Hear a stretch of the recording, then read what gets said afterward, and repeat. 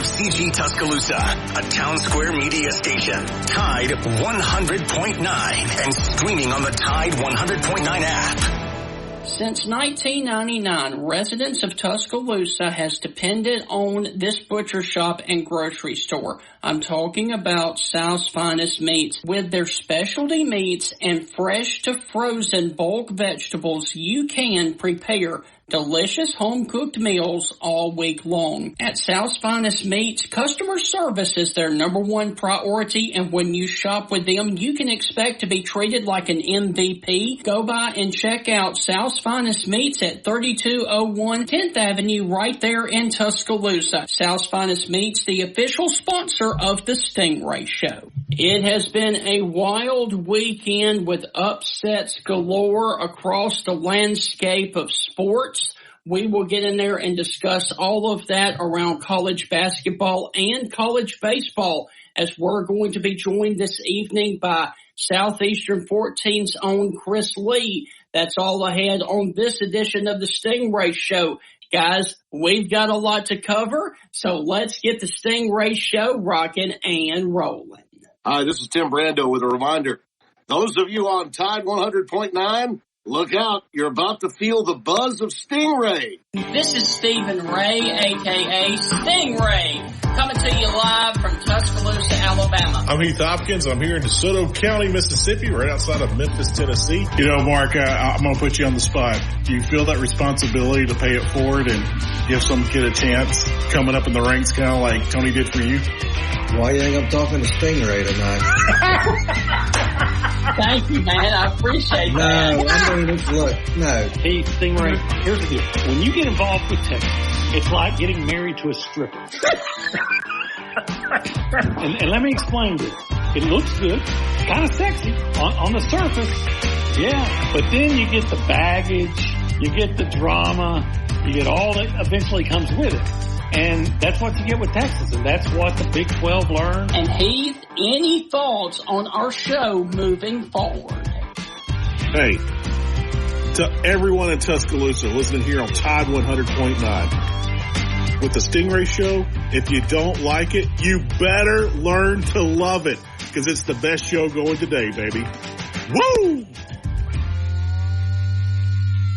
Are you guys in the mood for community goods and great barbecue? That's what you'll find at the Coker Market, located in Coker, Alabama at the four-way intersection off of County Road 140. Their hours of operation are Wednesday through Saturday, 11 a.m. until 7 p.m., and their menu items include the Midnight, which is smoked ham, smoked pork, Swiss cheese, Creole mustard, mayonnaise, and a pickle, grilled on French bread. That sandwich is absolutely amazing. Make sure you go and check out the Coker Market right there at the four-way intersection in Coker for amazing food and community goods. And ladies and gentlemen, with all of that, we want to welcome you inside another edition of the Stingray Show right here on this Thursday evening. Heath, how has your week been? Crazy, insane, but you know what, Stephen?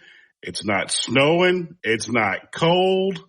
We haven't had any rain here in the Mid-South area, in the Memphis area for a couple of days. So I'll take it, man. And guess what? Yes. Baseball's on the TV.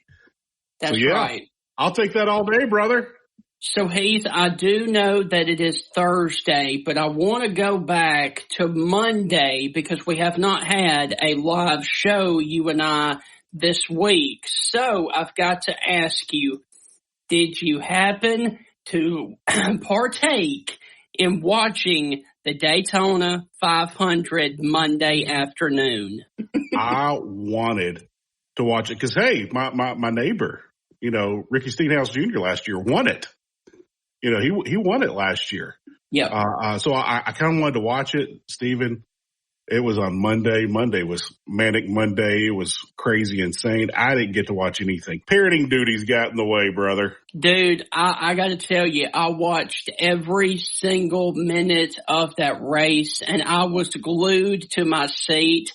The first 8 laps were fantastic, and then on that 8th lap into the race, a wreck happened that took out 8 cars. Then we went no caution flags through stage 1 or 2. And then with 6 laps to go, we had another major wreck there in Daytona that Heath took out 18 drivers, including Joey Logano, Danny Hamlin, Martin Truex Jr. A lot of the big names were not able to finish the Daytona 500 because of that huge wreck, and a brand new guy won the Daytona 500. Steven, if you've never been to Daytona,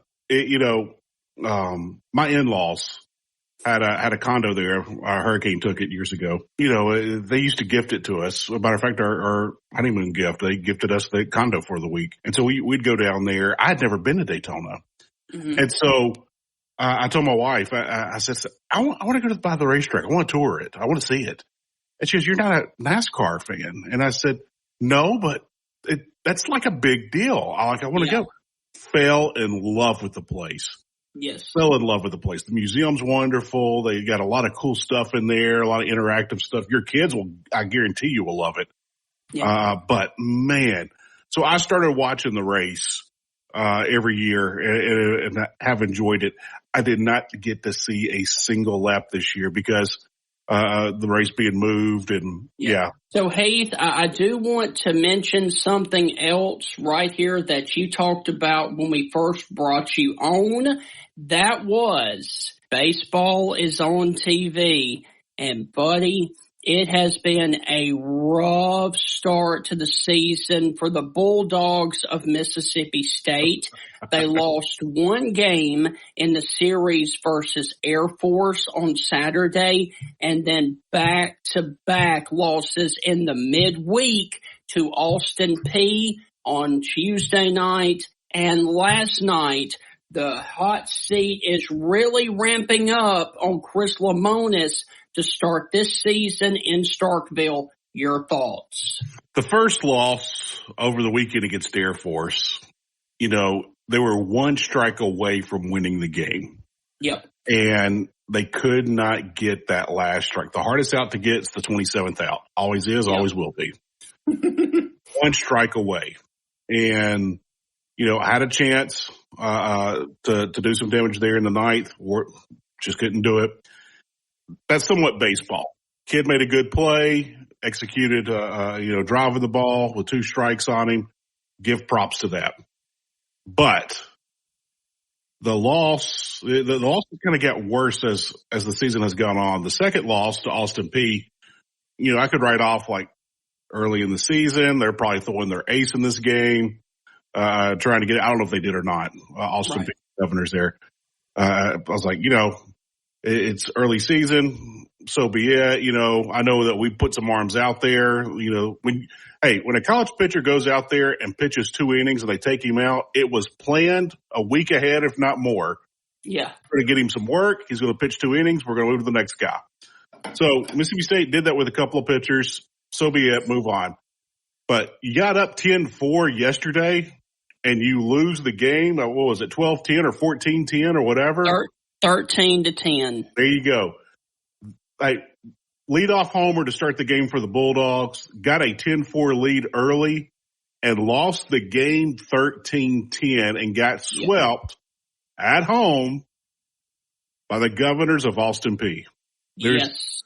Look, this team, Stephen, that first loss, you just couldn't get that strike across. You couldn't execute the pitch. The kid made a play. Okay, that's baseball. Second game, hey, okay, had some good arms. We tested some arms.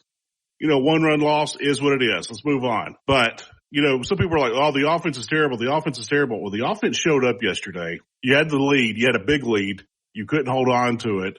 I don't know where the confidence is in this team. I don't know if they have any confidence, but the chatters are only going to get worse. And if they're not mentally tough, I can go on and tell you who the last place team in the SEC is going to be this year. I don't think that's going to be the case. I do not think that's going to be the case.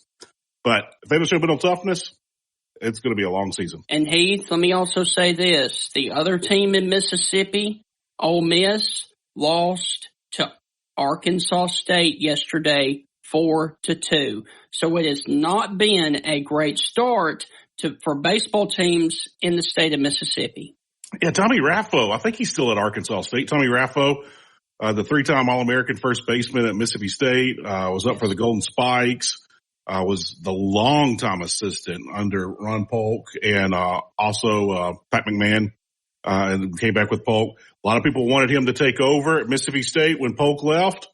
Mississippi State had other decisions, brought in John Cohen, but yeah, good for Tommy Raffo. And they're no longer the Indians of Arkansas State. They're the Red Wolves of Arkansas State. So, Heath, on that note, we've got to take our first break. And when we come back, we are going to get to our special guest today from Southeastern 14's Chris Lee will join us on the other side of the break to give us his thoughts on basketball and baseball.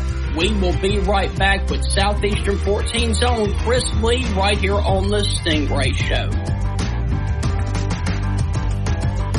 Citizens of West Alabama, have you heard the news? The Bank of Moundville, which was established way back in 1907, offers personal loans of all sizes, unsecured and secured, with competitive interest rates. You can contact them today at 205-371-2227. Once again, that is the Bank of Moundville, 205-371-2227, or go by and see them in downtown Moundville. They are an equal housing lender and a member of the FDIC. Do you guys like to fish? I know I do. And if you have a pond or lake in your backyard that needs stocking of fish, you need to contact biologist Jeff Bagwell with Honey Hole Fisheries. He can help you stock your lake with bluegill, largemouth bass, and hybrid striped bass. You can get in touch with Jeff Bagwell and Honey Hole Fisheries at 205-799-0192. Once again, that is Honey Hole Fisheries, 205-799-0192. Contact Mr. Jeff Bagwell today and let him help you build the lake of your dreams. Do you guys dream about owning a home or a condominium down on the beautiful beaches of Alabama, say Orange Beach, Gulf Shores, or maybe even Fairhope? Then let me tell you about First Class Real Estate South Home Group's owner, Celeste Hagler. She has brokers down there in the beautiful beaches of Alabama to help you purchase the home of your dreams and to live where you love in the state of Alabama. You can contact Celeste Hagler at 205-861-5698. Contact Celeste Hagler today to help you live where you love in the state of Alabama. Tide 100.9 traffic. Tuscaloosa traffic now from the Townsend Nissan Traffic Center. Watch for an accident in the right lane, northbound 15th Street between McFarland Boulevard and Hackberry Lane. And we've got congestion north on Highway 69 from 15th Street to Larry Road. It's a 9-minute delay. Also, powered teacher-led learning projects. Students and teachers, how can you spark great learning experiences in your classrooms today? Join at thinkitup.org. Your home for Alabama Crimson Tide football. Tide 100.9 and streaming on the Tide 100.9 app.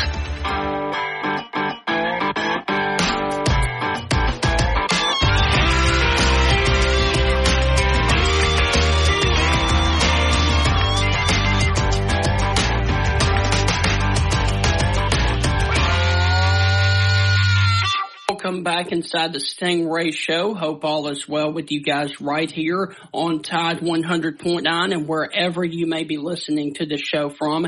And now we're about to transition into some SEC baseball and SEC basketball talk with Southeastern 14's own Chris Lee. Chris Lee is joining us as always, like he does every single week. Chris, how are things going with you up there in Middle Tennessee? Busy, as busy as ever. Lots going on here in the intersection of football and, well, the ever continuing football off season, and now the intersection of the most interesting time of basketball and the start of baseball. So, Chris, I do want to get your take on a baseball game that happened on Tuesday evening right there in your backyard. The Dayton Flyers came into Nashville, scored 8 runs in the 7th inning to beat Vanderbilt up there in Nashville. Your thoughts on that loss to Dayton for Vanderbilt in baseball? I'm a little uncertain what to think of Vanderbilt. I don't think defensively it's a team that is where it was in the past because Enrique Bradfield in center. Now, I don't think they're going to be bad, but they're not there yet. I think pitching has been the source of the collapse. I think that they are in the portion of the season where they're trying different guys and giving them a chance. And, you could bring a guy in and he walks a couple of guys. You can either pull him and maybe kill his confidence or leave him in to win or lose the ball game. I think a couple of those situations have happened so far, that they've put losses on the board where if it's do or die postseason, maybe the decisions are different. I think they got a ton of talented arms. I think the guys at the forefront of the talented group aren't necessarily the ones getting the key spots so far. I think they'll be fine on the mound. The numbers haven't been great, but they've got a load of talent. Now, where I'm concerned about them is the top end star power. I don't know that there's a David Price or a Carson Fulmer or a Kyle Wright or somebody like that at the top of the rotation. I think they can still figure that out.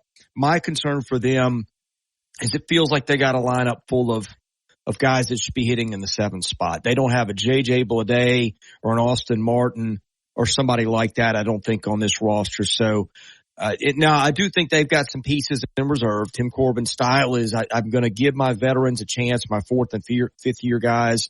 I'll let them take a job and lose it. So I want to see how that plays out. They may have other options there, but it's been a little confusing to watch early. I think there's some parts there, but I don't know ultimately if their offense will be good enough to get them to where they're historically at. Looking at the SEC right now, and it's early in the season, so you cannot put any stock in these records, but here are the teams that have already suffered a loss in the SEC. You've got Tennessee at 4-1, Florida at 2-1. They had a lot of rainouts, lost their first game, didn't win a game for the rest of the weekend, but it was mainly because of rain. And then you got Missouri at 2-1, Vanderbilt at 3-2, and I don't think anyone saw that. Over on the west side, Arkansas 3-1, Ole Miss 2-3, Mississippi State 2-3. And I hate to say it, Mississippi State and Ole Miss fans, they're all telling us it's going to be a different season this year. Yeah. I don't know if it is. Yeah, the problem I see with SEC baseball right now for teams like that is I feel like this is a lot like basketball, where you've got some elite teams at the top, and certainly more in baseball than you do in basketball. And you've got, even as you go down into teams 9, 10, 11, 12, whoever those are, maybe to 11 this year, depending on what we think of the Mississippis and Missouri. But here's my point. I think Georgia, I've seen some people pick Georgia to Omaha. That's a new team, new coach, completely new situation, but they're hitting the ball. They're pitching better. Now let's see when they play people, how that goes. Right. I think you got the Alabama schools sitting there with pretty decent teams, and Kentucky, Nick Mingione did the same thing he did a year ago, rebuild through the portal. They don't have arms like everybody where they're striking out, 13 guys per 9 innings, but he has recruited a ground ball staff of guys that don't walk people. And that worked for him a year ago. So I think the problem is, I think even the teams in the NIT level of baseball, if there were such a thing, are really good. And it's going to be tough to win any series against anybody this year. So Chris and Heath, I would love to get y'all's thoughts on this. And this is a really big topic that's happened in college baseball the last few years. Last weekend, unfortunately, Alabama lost their Saturday starter, Riley Quick, to a Tommy John's injury. I texted Ben McDonald about that. He said there are too many arm injuries in the game of baseball right now. Guys, how do we fix so many players getting injured with Tommy John injuries, in your opinion? Chris, you're our guest. Go first. I'll let Heath go first on this one, and then I'll give you mine. I appreciate that, Chris. Stephen, tonight I'm going to go see Cal Ripken. Cal Ripken's coming to town. And Cal Ripken, several years ago, I'm going to hear him speak at Northwest Community College, and back where my baseball playing days ended. But Hugh Freeze played baseball there at Northwest as well. But with that, Cal Ripken stood in front of Congress, went to Capitol Hill, went to Washington, D.C., and stood in front of Congress and said that we really need to think about putting something into place, a law, whatever your age is, times 11 is how many pitches you can throw in a week. So if you're 9 years old, times 11, 99 pitches. That counts practice. That counts games. They were lenient on the warm-ups. That was the gray area where they were like, okay, we're not going to count warm-ups. Some wanted to, some didn't. Of course, they didn't push it through. But this is what you've got to do. And here's the problem, Stephen. I coach baseball. I coach 3 teams. And here's the fun thing. I manage my guys, and I watch my guys. And I also know what guys play for multiple teams, and that's where the problem happens. Yeah. Just because a kid plays on my team, he might go pick up and play for somebody else. Well, if I pitched him, this week, or I worked with him in practice and had a bullpen session, and then he turns around a day later, I do a bullpen session on Thursday, and he goes and pitches Friday night for a team and throws, 4 innings. That's on that other coach. So I try to talk to the other coaches, just say, give me your plans on what you want to do with him. I want to make sure we don't burn him out. We got to keep his arm. Sad thing is, other coaches don't care about other coaches. Other coaches don't care about other teams. I care about the player. I'm not trying to be, I'm not trying to win the Nobel Peace Prize here. But that's the problem, Stephen. Kids are playing too much baseball. They're playing too much on the weekend. And these coaches care more about a stupid brass ring than a kid's arm and future. And that's what I got a problem with. I'm into all that. I've got a son who is 10. And I think he may love baseball more than life itself. He will watch Braves games with me for hours. He will watch college baseball with me. He collects baseball cards. He could name, I could say, tell me, name players on the Seattle Mariners, and he could name several. That's how into baseball he is. He got asked to play travel ball at 5 years old. Now he's no baseball project. He's a nice player. He's a good player, but we're just like, no. My goal with my son is that by the time he's good enough for it to matter, he doesn't hate the game because the decisions my wife and I have made for him. So I think that's number one. When you guys play a travel ball at 5, which he was, I think that seems absurd to me. We're still a couple of years out from that. No, number 2, I think you look at how hard guys throw. Now I know the measurements are different now. The radar guns used to measure it I think near the catcher's mitt. Now they measure it near the hand. So maybe 98 now is what 94 used to be. But it wasn't that long ago that if you broke 90 in college ball, I think, that was, you were a flamethrower. Now everybody throws 90. The midweek guy for Florida International is throwing 90. I'm no doctor. I just have to think that much arm strain for that long. It's like wearing something down with sandpaper. Eventually, if you sand enough, the wood is gone. You don't see it happening in real time, but it's there at the end of things. And I think the answer is somewhere in the middle of all that. So, Chris, hold that thought because we're up against another break. And when we come back, we are going to transition to the hardwood and talk a little college basketball. That's on the other side of the break. You're listening to the Stingray Show. Be back in a flash with college basketball talk. Strange Brew Coffee House continues to roll out brand new drinks, including the Yosemite, which is white chocolate and roasted marshmallow. Doesn't that sound amazing? You can find Strange Brew at 1101 University Boulevard right there on the Strip at the University of Alabama campus. And hey, did you know that you can get Strange Brew delivered to your door? Check out StrangeBrewCoffeehouse.com for all the Strange Brew's bags of coffee, K-Cups, mugs, shirts, and a whole lot more right there at StrangeBrewCoffeehouse.com. Are you guys in the mood for community goods and great barbecue? That's what you'll find at the Coker Market, located in Coker, Alabama at the 4-way intersection off of County Road 140. Their hours of operation are Wednesday through Saturday, 11 a.m. until 7 p.m., and their menu items include the Midnight, which is smoked ham, smoked pork, Swiss cheese, Creole mustard, mayonnaise, and a pickle, grilled on French bread. That sandwich is absolutely amazing. Make sure you go and check out the Coker Market right there at the four-way intersection in Coker for amazing food and community goods. Your life can change on a dime, and if you are relocating for your job up to the Rocket City of Huntsville, the fastest growing city in the state of Alabama, you need to contact Celeste Hagler of First Class Real Estate South Home Group. She has brokers all over North Alabama to help you get settled with buying a new home in North Alabama. You can contact her at 205-861-5698. Once again, that is Celeste Hagler. Deal or text DEAL to 511-511. Text DEAL to 511-511. All pets are unique. Your pet's results can and will vary. Message and data rates may apply. Studies available upon request. Need to know what's going on with the Crimson Tide? Then subscribe to our YouTube channel for exclusive content on your home for Alabama sports. Tide 100.9 and streaming on the Tide 100.9 app.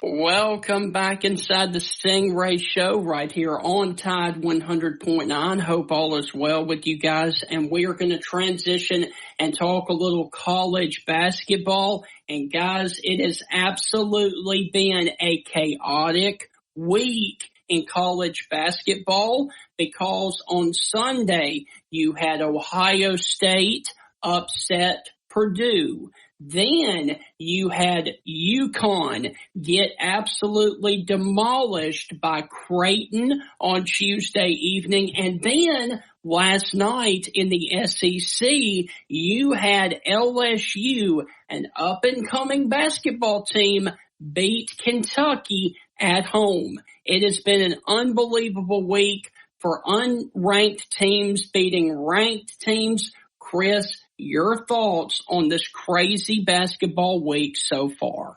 Well, my thoughts are welcome to college sports in 2024. I feel like we had this discussion in football as we got towards the playoff and talked about how there's maybe 8 teams there that I don't know that there's a field goals difference between any of them. Right. That's kind of how it played out. We just talked about baseball and you said name me a favorite. I think I gave you 7 names and said, oh, and by the way, teams behind that can beat other teams.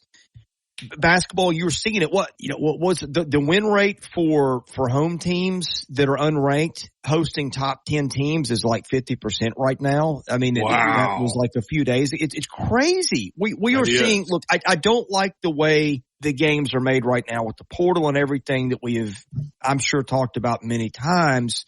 But the undeniable effect of all this is if you want to level the playing field and make it interesting and give teams that might not normally been up at the top of the discussion, a chance to play for bigger things. And if you want to bring the big boys down to the pack a little bit, I just feel like that is what everything in college sports has done. It is even this thing out to where it feels like we're looking at NFL-like parity across the major sports in college. I got a fun question for you guys. I remember asking Doug Gottlieb on the show about this. He disagreed with it, but I disagreed with Doug, and I don't usually agree with what Doug says because I like Doug. Doug's been a great friend of the show. But I want idiots on the selection committee. I want complete buffoonery. I want people who don't know anything about basketball on the selection committee because when you put idiots on the committee, it gives us the best upsets in March. It gives us the best first 2 rounds of tournament, especially the first 2 days of the first round. So many upsets because they can't put the guys in the right spot or they can't evaluate teams correctly. And, and then we got favorite, 5-12 matchup with the upsets.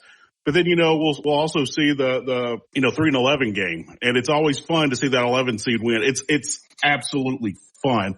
I want buffoonery on the selection committee, so we'll have a crazy, insane tournament in March Madness.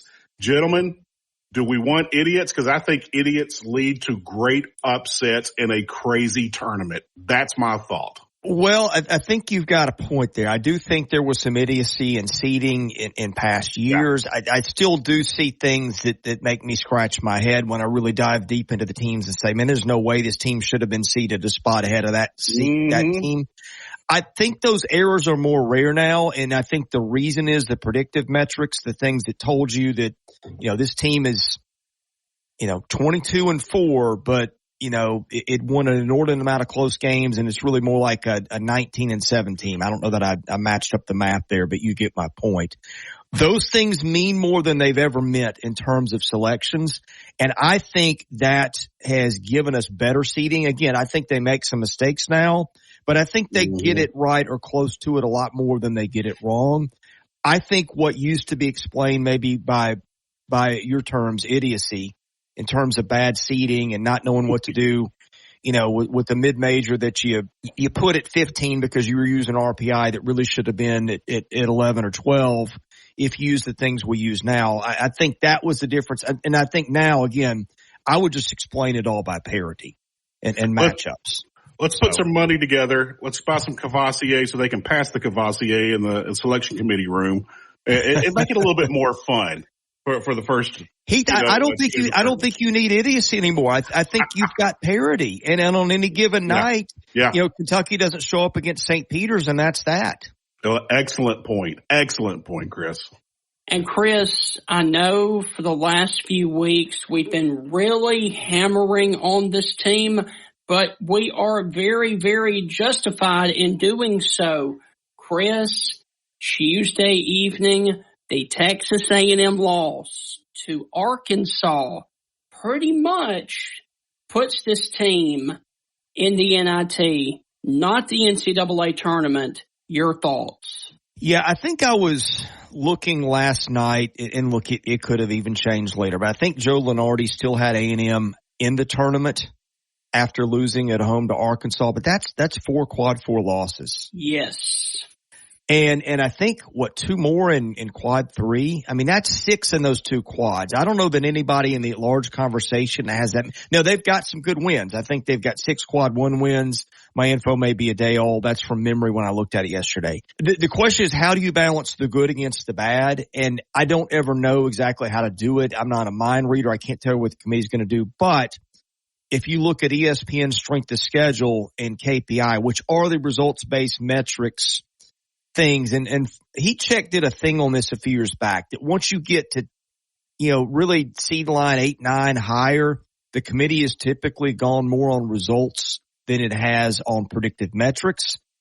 And so if you want to quantify everything in a number of how do you balance the good against the bad, the KPI and the ESPN strength of resume would indicate that A&M is more on that first 4 to first 8 out than it would one of the last teams in the field. We'll see how that goes. And Chris, my final question for you. Last night, Alabama eked out a win against Florida at home. Kentucky lost on the road at LSU. Both of those teams match up Saturday in Rupp Arena in Lexington. Give us your thoughts on the breakdown of Alabama at Kentucky, 3 o'clock on Saturday. Well, sports doesn't often offer us the level of simplicity that I'm about to outline, but I think in this case it might. I'm going to call this the Alabama family of teams here, and I think there's 3 teams in this league that fit in there. 2 of them played last night, Alabama and Florida, and the third one is the one we're about to discuss in Kentucky. And that these teams offensively are among the best in the country, but boy, do they have some defensive issues at times. Now, I think Alabama has been the team that has least had the defensive issues. I think they're 4 or 5 in KenPom and league play and defensive efficiency. I'd have to look that up after last night. But I think those teams are fascinating. I grew up watching 80s NBA and college basketball and even early 90s. I think you saw a lot of games played in the 80s. I feel like we're getting back to that kind of style. A lot of nights. Sometimes we'll get in the 90s, sometimes even in the 100s. I remember just 10 years ago, like if a game got in the 70s, it felt like that was an accomplishment. Yeah. I know I'm taking a sidebar here, but I really love the style of basketball we're seeing. And you're going to see two teams that boy, do they play that or what, match up this weekend. I usually err on the side of predictability in home teams. Yeah. Which would lead me to go Kentucky. But as you pointed out, Kentucky feels like has almost played better on the road in spots.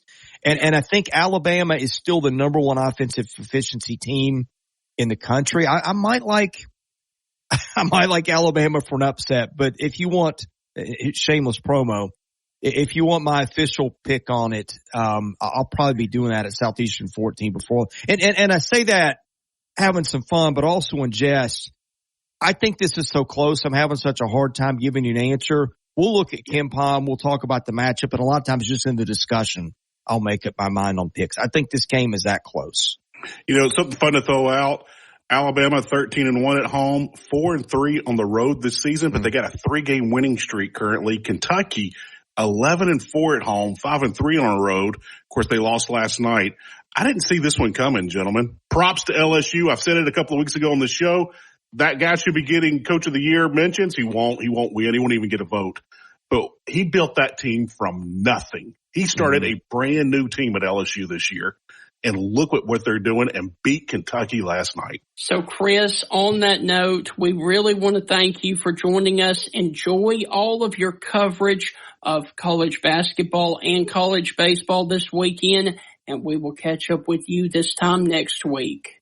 Thank you, gentlemen. Enjoyed it as always. Chris, be good, brother. You too. So, Heath, we've got one more segment to do, and when we come back from the break, we will definitely give you our Fave 5.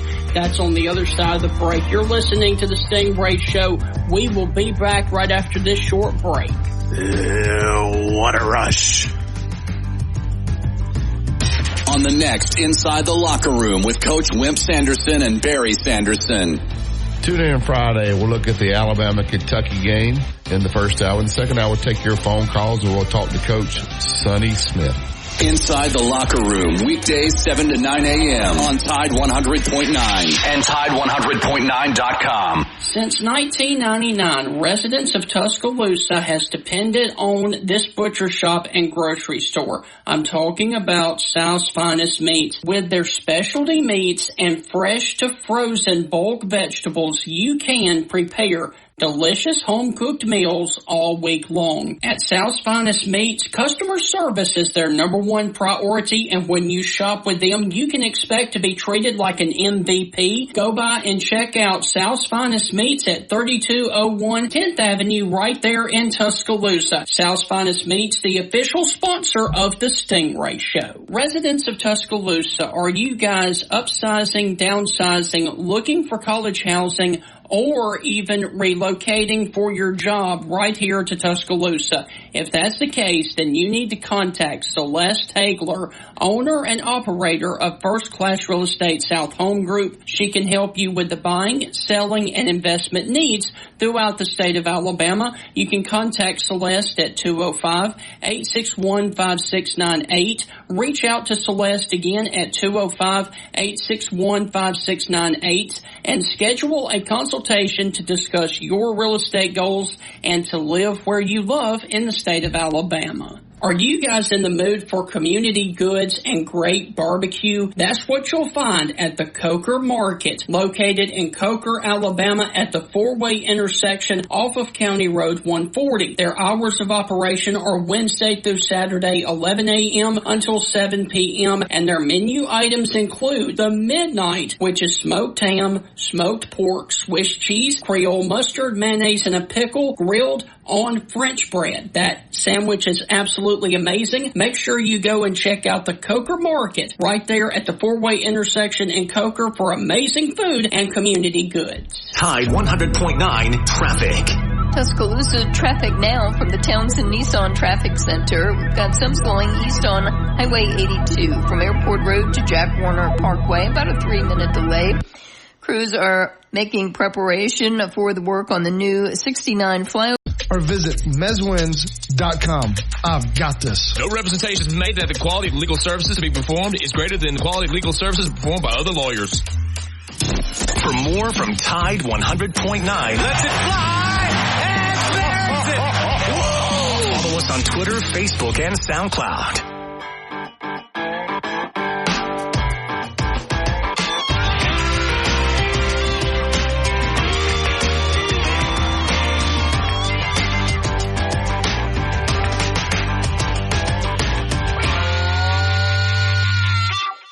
back inside of our final segment right here on the Stingray Show. And Heath, let's go on ahead and give our guest our fave 5 for today. And you actually came up with this one, so I'll go on ahead and let you tell everybody what we're doing on this episode. You know, I threw out some simple ideas, something that I could make a list real quick. And I shot Steven, I don't know, probably a dozen ideas last night. And he immediately pounced on this one. So I was like, okay. And so I think you guys might enjoy this because I got a feeling if you're riding in the car, this will be a discussion in the car and amongst your friends for the next day or two. Your favorite 5 wrestling intro music. The songs they come out to when they walk down the ramp. Your favorite 5. It could be for whatever reason. You know, I used to love Daniel Bryan when he came down, when he started playing the Flight of the Bumblebee, you know, I love that. You know, CM Punk loved it. Sting loved his music. Goldberg, hey, whatever you think about Goldberg, he was a good or bad wrestler. That was some fun music that he came out to. That would fire you up. You turn that, I mean, that comes on and you turn it up, that'll get you fired up, make you want to get up and slap somebody. So Heath, go on ahead and do the honors of going first, and then I will. All right, here we go. Number 5. It was intimidating. It was awesome. If you don't remember it or don't know about it, get on YouTube and watch it. Iron Man by the Road Warriors. Not when they were a Legion of the Doom, when they came out to the, what a rush. You know, but when they came out to Iron Man, very intimidating. Go back and look at the NWA days when they used to come out. Very fun. Number 4, dude, how could you not do this? The song plays through my head all the time. The NWO theme song. That's right. When they would come out, the jobbers, all that. It was so fun. You heard that music and it was just hilarious. You loved it every time they came out to it. It never got old. It never got old. Number 3. Are you ready? That's right. That's right, Steven. DX. That is my number 3. Break it down for me, Steven. Yeah, but I got DX. 3 words for you. No, Hey, 2 words. I almost went with the Road Dogg and Jesse James, the New Age Outlaws here. But you know what? I was like, dude, DX, you know, Are You Ready was so much more fun. I loved both those songs, by the way. Number 2, I was not a fan of the wrestler, but I am a fan of the song and how he came out to it, and it was super fun. Voodoo Child by Hollywood Hulk Hogan. Him coming down that ramp in the black and white, it was always, always fun. And my number 1 song, and this song rocks. I even bought this song on iTunes. When I saw it was on iTunes, I immediately bought it.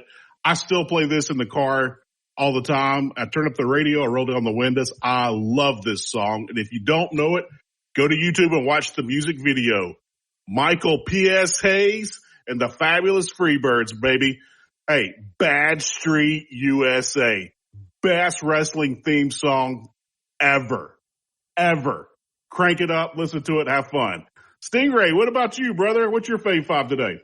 Okay, I'm going to throw y'all a curveball because I'm going to do some honorable mentions because I am a massive rated R superstar Edge fan. So nice. I'm going with the one that he did in the 2000s. You Think You Know Me, Edge's theme song. I'm a huge fan of Edge. At number 7, I'm actually, well, I'm not number 7, but another honorable mention. I'm going with the Chain Gang Commander before he was You Can't See Me. I'm going with Basic Thugonomics from John Cena.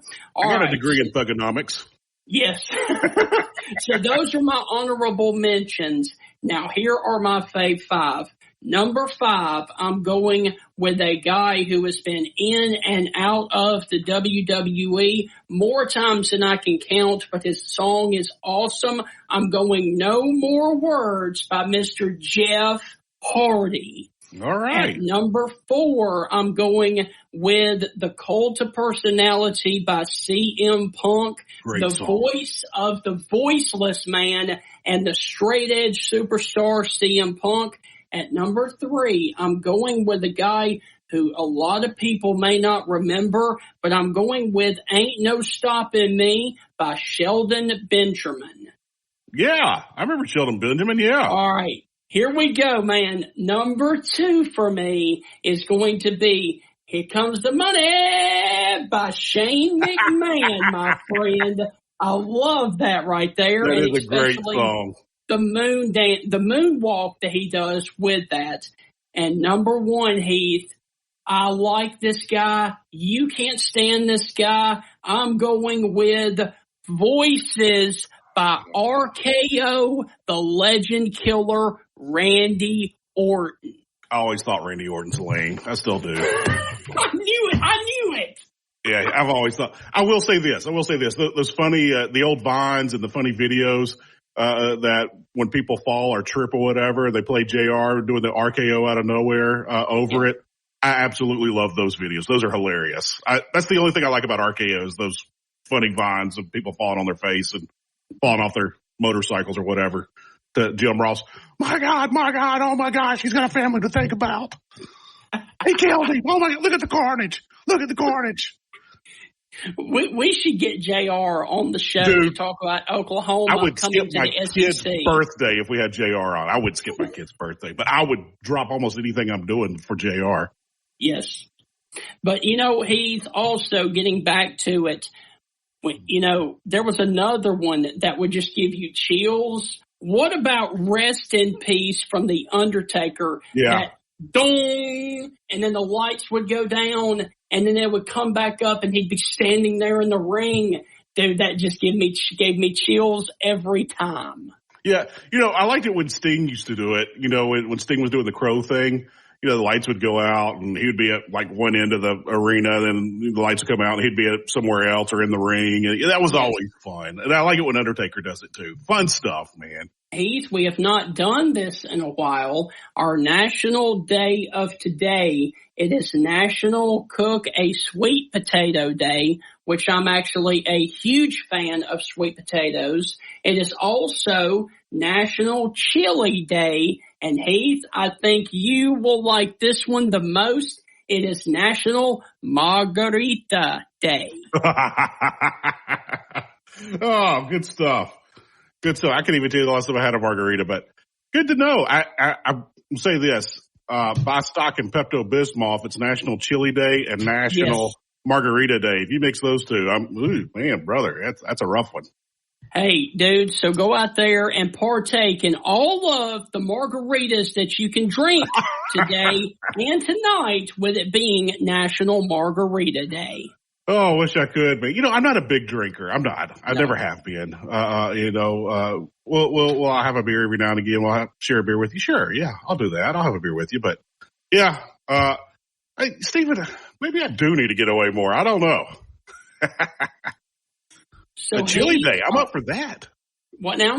Chili Day, I'm up for that. Yeah, amen to that. Are you guys in the mood for community goods and great barbecue? That's what you'll find at the Coker Market, located in Coker, Alabama, at the four-way intersection off of County Road 140. Their hours of operation are Wednesday through Saturday, 11 a.m. until 7 p.m., and their menu items include the Midnight, which is smoked ham, smoked pork, Swiss cheese, Creole mustard, mayonnaise, and a pickle, grilled on French bread. That sandwich is absolutely amazing. Make sure you go and check out the Coker Market right there at the four-way intersection in Coker for amazing food and community goods. So Heath, that is going to wrap up this edition of the Stingray Show. We hope that you have thoroughly enjoyed it, and tomorrow evening we will be back with another Stingray Show right here on the radio. Hope you guys have a wonderful rest of your Thursday evening, a wonderful Friday, and we will be back here on the Stingray Show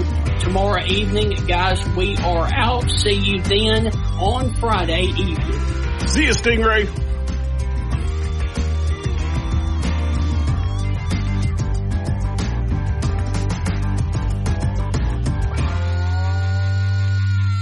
And a quick reminder before we head out on the Stingray Show, tomorrow afternoon, Alabama takes on Valparaiso at 4 o'clock on Tide 100.9. So immediately after the conclusion